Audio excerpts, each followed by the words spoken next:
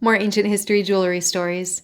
It's Deep Dive Wednesday, and because it's the last Wednesday of the month, this will be our last episode about the Queen's tombs at the ancient site of Nimrud. If you haven't watched parts 1 through 3, I suggest you go back and watch them before watching this one. We talked a lot about the profusion of gold jewelry that was found in the Queen's tombs at Nimrud.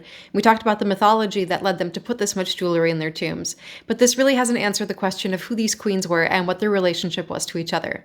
As I mentioned, Tomb 2 contained 2 bodies, but evidence of 3 queens, Yaba, Banitu, and Atalia.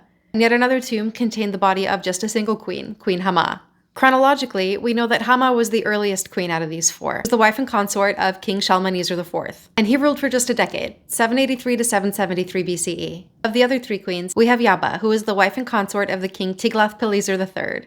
He ruled from 745 to 727 BCE. Then we have Banitu, who was the queen and consort of Shalmaneser IV. He had a very short reign, from 727 to 722 BCE. Last but not least, we have Atalia, and she was the wife and consort of King Sargon II. He ruled from 722 to 705 BCE. Great. So we know who they were in relation to some historically significant men.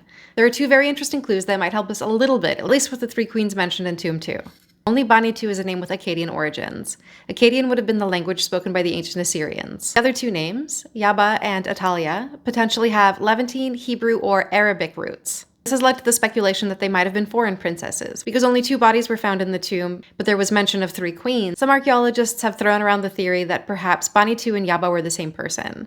Unfortunately, there's no archaeological evidence for this. The second clue, and I think this is the most interesting one, is that there were 2 bodies found in the coffin belonging to Yaba. We know this was Yaba's coffin because there's an inscription bearing her name.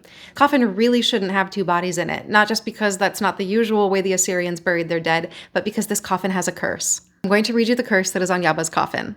By the name of Shamash, Ereshkigal, and the Anunnaki, the gods of the earth, mortal destiny overtook Yaba, the queen. In death she went to the path of her ancestors. Whomever in the future, be it a queen who sits on the throne or a palace lady who is a concubine of the king, removes me from my tomb or puts anybody else with me and lays their hand upon my jewelry with evil intent, or breaks open the seal of that tomb above, the rays of the sun, let their spirit roam outside and thirst. Below in the underworld, when libations of water are offered, they must not receive with the Anunnaki as a funerary offering any beer, wine, or meal.